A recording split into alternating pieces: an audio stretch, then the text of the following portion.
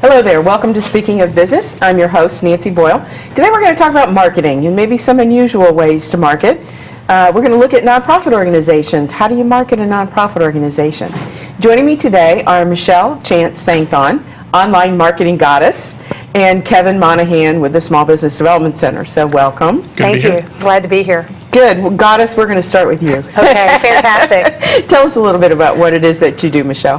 Well, I'm really these days focused on helping clients get more out of their marketing through online channels. We used to talk about search engine optimization as being the way to go, but really there are so many opportunities online. It seemed like a very good time to begin helping customers realize all the different ways they can leverage the online presence, whether it's social or search or even advertising online. Okay. Kevin.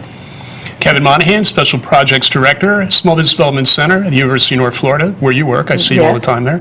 And while I am a generalist, I do specialize a little bit in marketing and in nonprofits, so this is an interesting topic for me. Well, and that's what we wanted to look at today because, I think a lot of nonprofit organizations, especially in their early stages, maybe don't understand how to market. Right. Is it different marketing a nonprofit organization versus a for-profit business? So I'm going to start with Michelle. What do you think? I think people would like to believe that it is different. I think the only thing that's different is the product.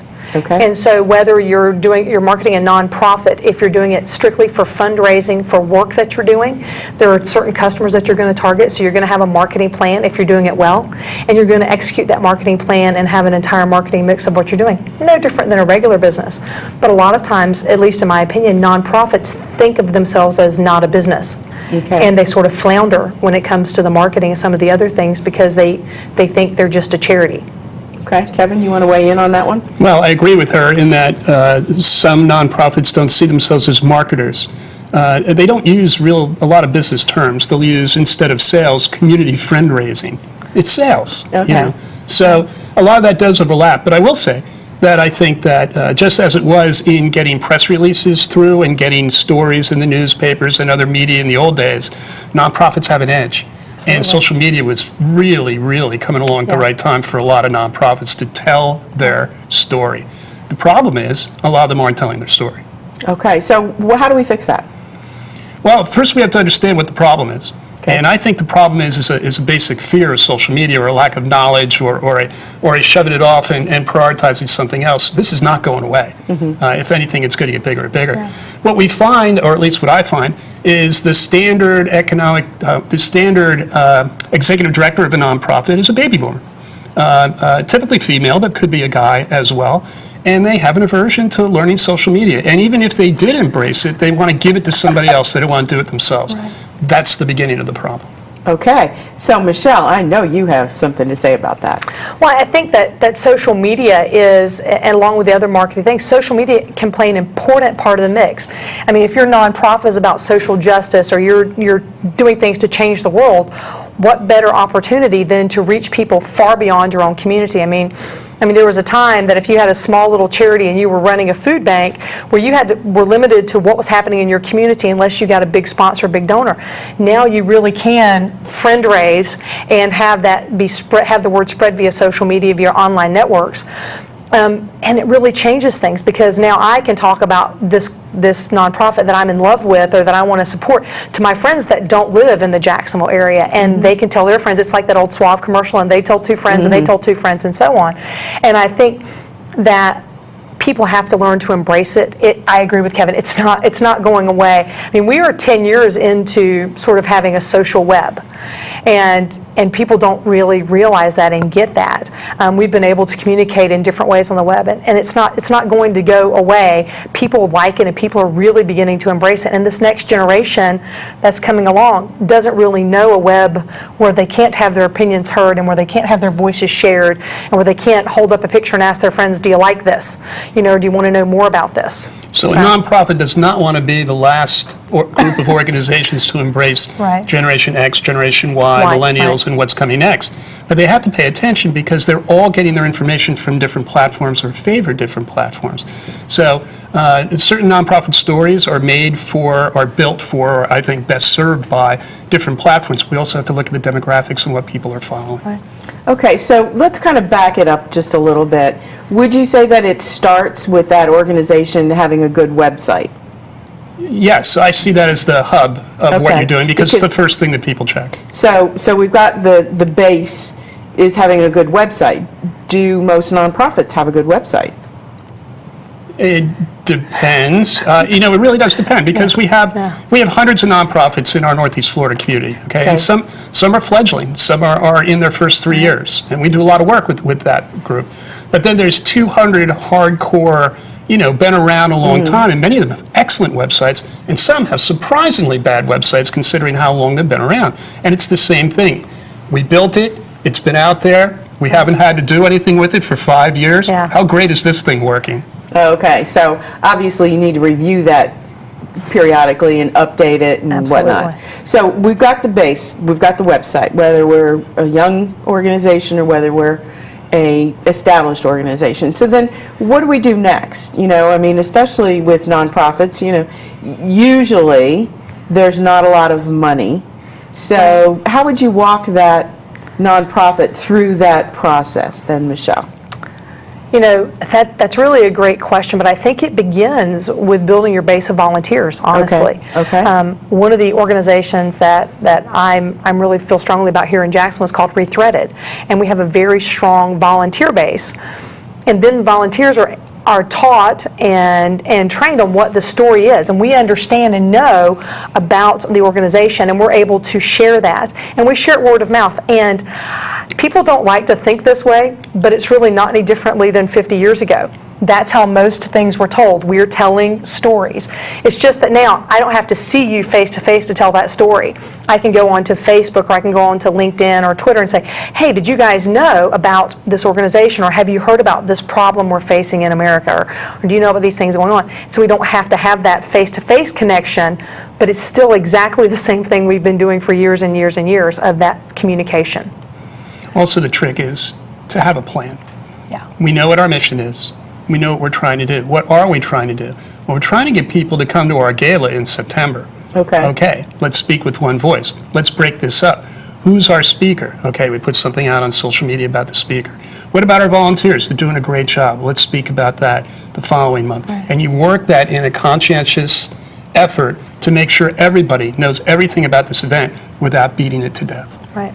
Which I think is a real key element here, Yeah. because it's real easy to beat it to death.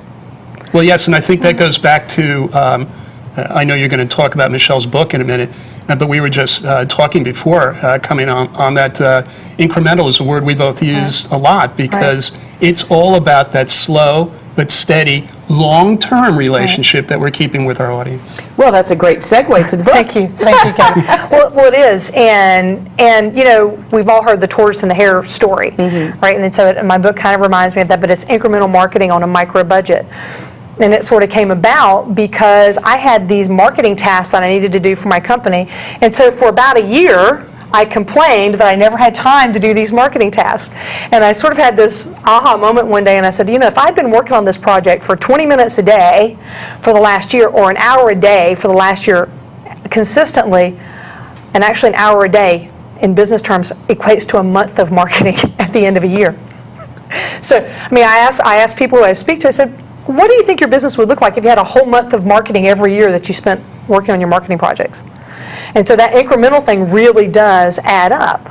And I think to add to that message, one of the things when I'm working with clients, they say, well, what would I say to people? I need them to buy my stuff. Well, stop telling them to buy your stuff. Your message isn't buy from me, buy from me, buy from me, buy from me. It's here's who I am. Here's what I'm doing. Here's what we're accomplishing in the community.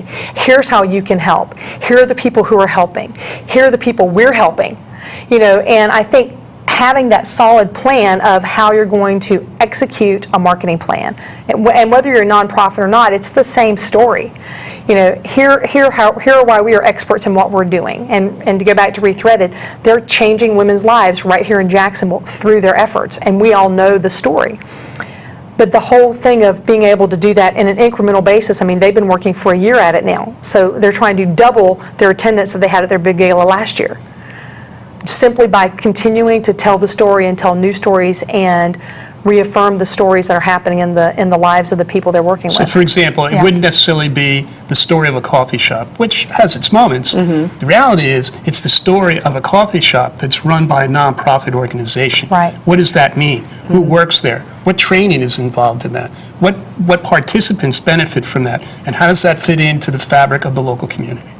Okay, well, I want to go back to your organization, Rethreaded, and let's use them as an example. Fantastic. So tell us a little bit about the organization, and then walk us through the process that they've taken, and then that way maybe someone in our audience who's at that beginning stage can kind of understand how it all sort of came together. Absolutely. Well, I'm a volunteer for Rethreaded because I talk about it a lot. People tend to think that it's my organization. It's not. I'm simply a volunteer, and it means a lot to me personally. They work with women around, or work with organizations around the world, and bring in goods for women who are working to exit the sex trade around the world. It's a huge problem.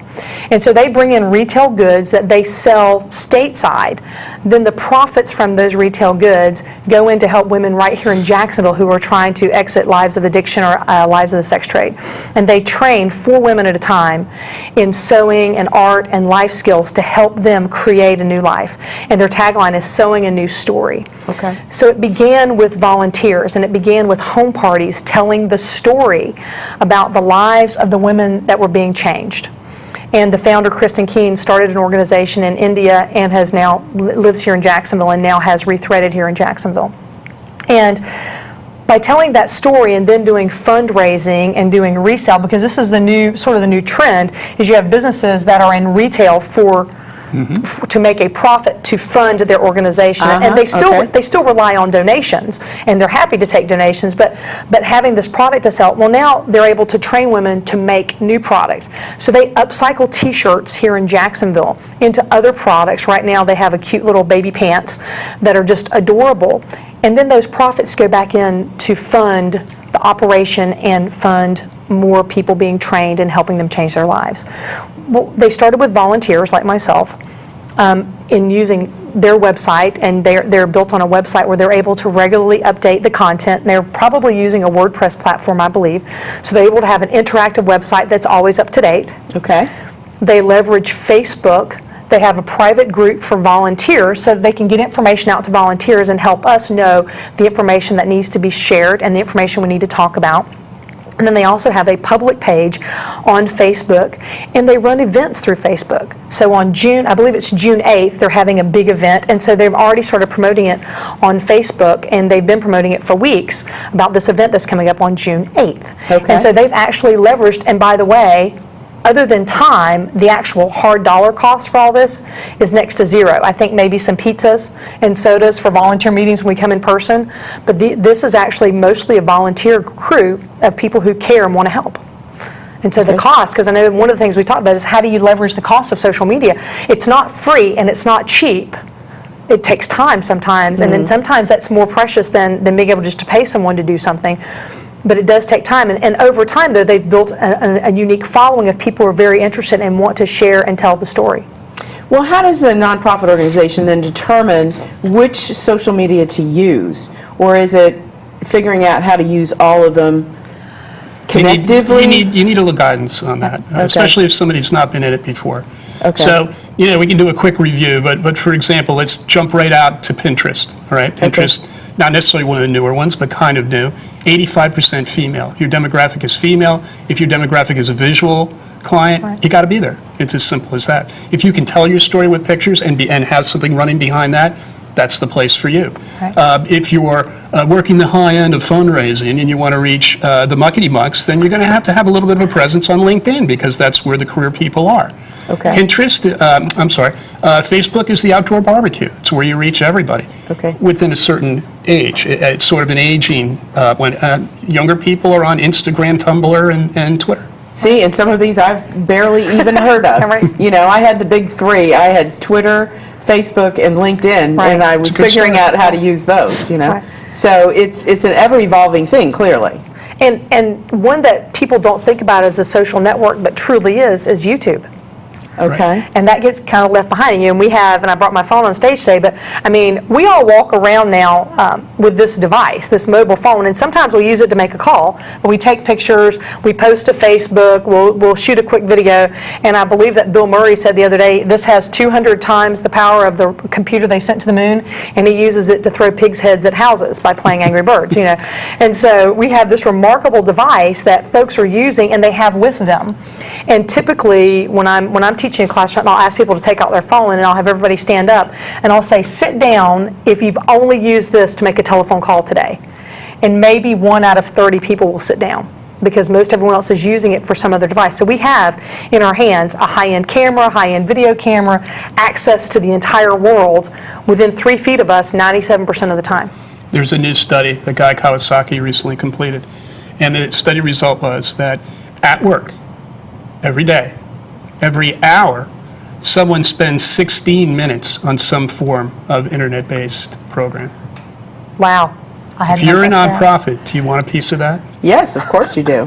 Of course you do. Wow, that's a big number. Well, now let's flip a little bit and let's talk about networking opportunities because, you know, professional or business people are used to going to chamber meetings or business association meetings or networking with other business people and creating relationships.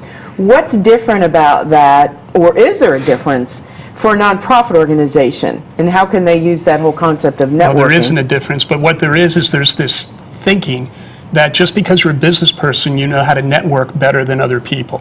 And I find that a lot of people in business are not good networkers at all. They're great at grabbing the little hot dogs and balancing their plate and having the glass of wine in their hand so they can't shake anyone's hand. They're good at that, but not necessarily good at face-to-face networking and promoting themselves or branding themselves or their business before they get to the event. Worse, they don't have an objective for being there. So a nonprofit, put down the plate, put down the wine glass, work the room, have a couple of good conversations with people, not try to meet everybody. Right. Tell people you were there, tell people why it was a good event, and show the love for other people, and slide your mission in there somewhere. Yeah, I agree. Okay, now, also, we've got a program at the SBDC that you're kicking off, correct? Yes. For nonprofits. Yes, Why don't you talk a little bit about that? Because that kind of it helps with the networking part of things, but it also helps with developing the marketing aspects too. Well, there are two organizations doing this. We're taking people who are almost in a nascent stage of their nonprofit. In other words, they're in their first 2 years of being a brand new executive director of a brand new organization. It's not somebody taking over for somebody else. And I think that's a very dangerous time in the life of the nonprofit. They don't have much in the way of sustainability or how to go about doing it. And I think they need to be facilitated and learn from each other. Along with that, though, the next stage, a more advanced stage, is the roundtables that the Nonprofit Center of Northeast Florida has, and that's for people who are a little further along. So we actually have some very good support programs for nonprofits in the area. And this is a great opportunity for them to get together. A lot of nonprofit directors operate in a bubble. They don't talk to each other. Right.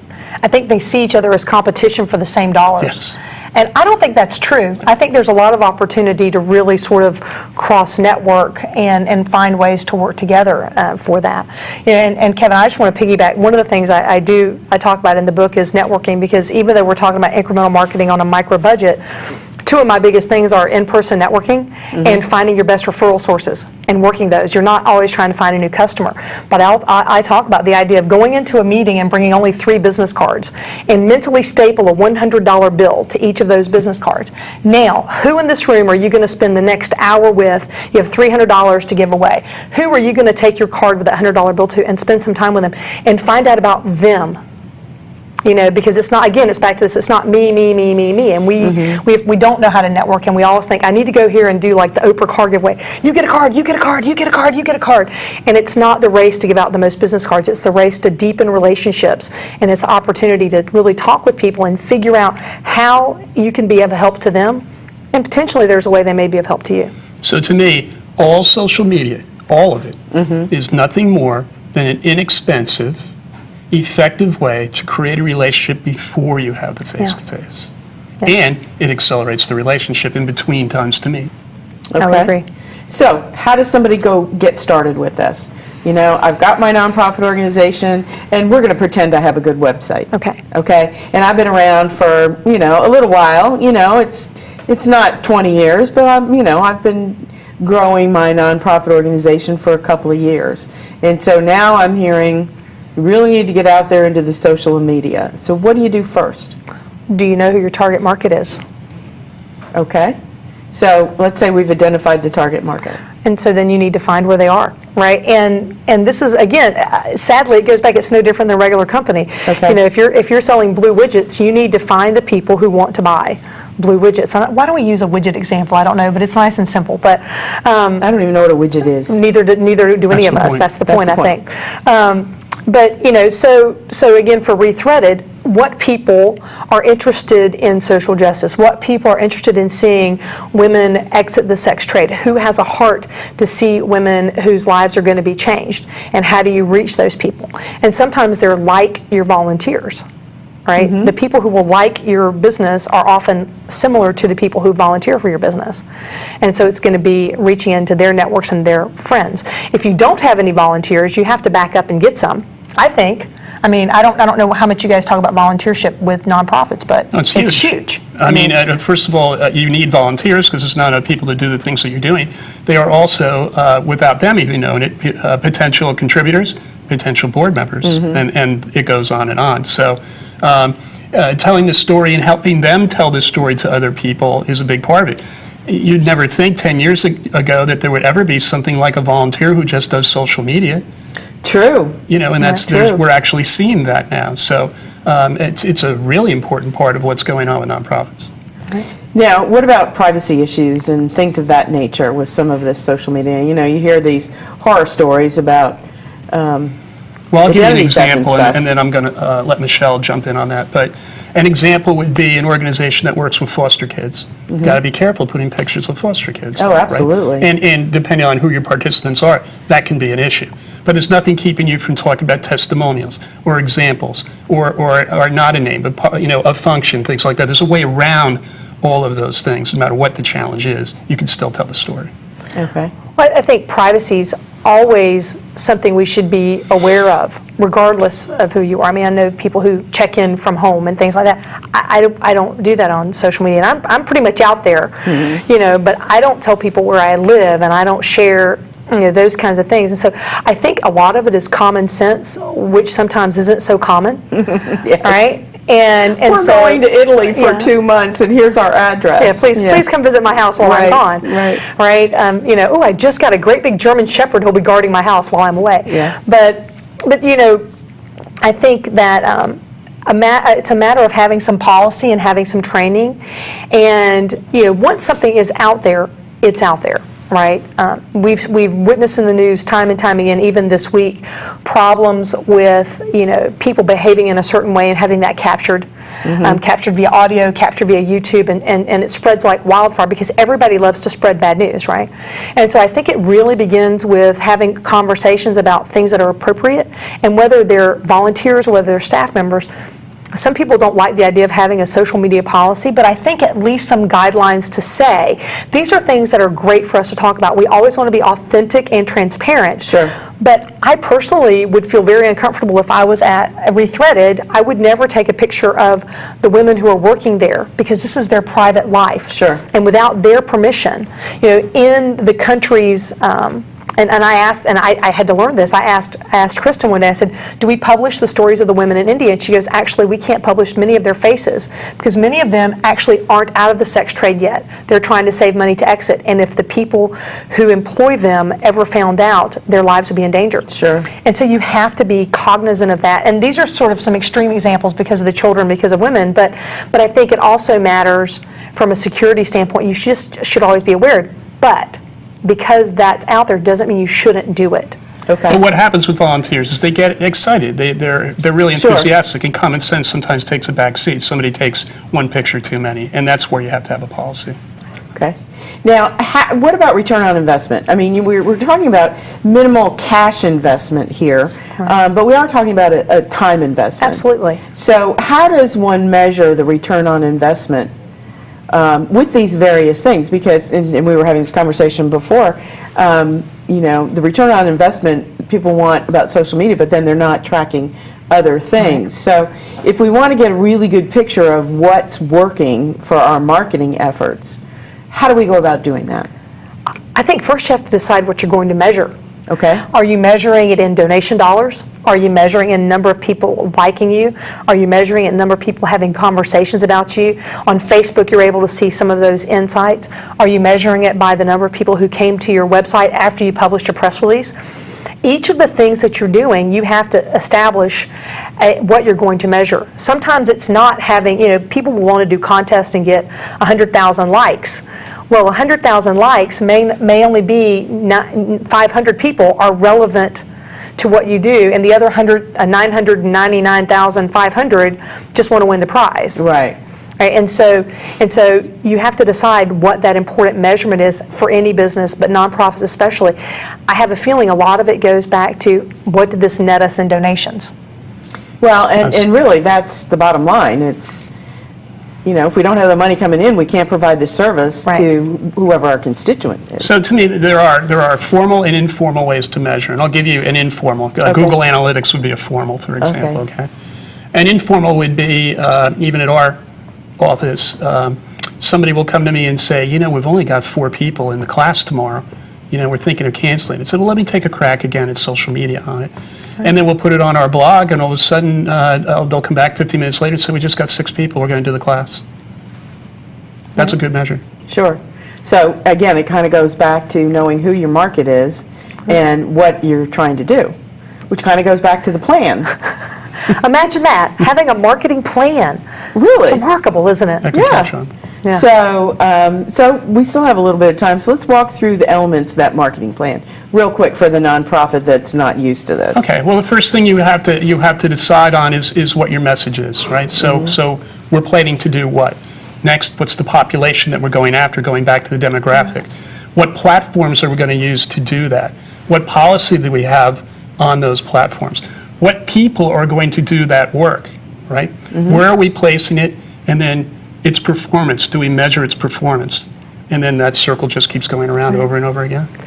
And I think you're not doing everything at once. I think this is a big way to get yourself, flubbed up. I mean, obviously sometimes you have more than one marketing activity happening at a time, but if you've never used social media, I say don't go and create a LinkedIn page and a Facebook page and a Twitter page tomorrow and hope to be able to keep up with it all. Pick the one that best suits your demographic and begin working that network and learning how that works and get really good at that thing before you do another thing. And if you're going to create a flyer, work on that flyer and get it created. Don't start working on a flyer today, and I kind of talk about this in the book too, that how you're spending your 20 minutes a day. Don't start a flyer today and then, I'm going to get back to that flyer in 2 weeks. Well, if your event's 3 weeks away, you're going to be way behind. So you need to get on a project, stay on a project, get it finished, and then add on other things to what you're doing. Don't try to start 15 things at once because you're going to do 15 things badly. Here's a thought for any nonprofit that's watching today. Ask somebody else. Michelle and I think, would be great people to ask for examples of websites, social media platforms that we think nonprofits are doing very well. We'll tell you what nonprofit, watch them, watch what they do. Right. It's like in Model. the olden days when we were on eBay, right? But on eBay, you didn't go in right away. You watched and you looked at what other people were doing, and then you stepped in and either bought or sold. So it's the same thing here. Okay. All right. Well, we're almost out of time, so I want to thank you both for being here. Thank you. And Michelle, your book is Incremental Marketing on a Micro Budget. Right. Available on Amazon. Available on Amazon. And Kevin, if anybody has an interest in nonprofit stuff, they can call the Small Business Development Center. Sure, 620-2476. Okay, well, I want to thank you both for being here. Thank you out there for joining us today, and come back next time when we'll be speaking of business. Bye now. We're fighting for voices that need to be heard. For cleaner air and your right to breathe it. For those who want to quit smoking, and for those who need them to.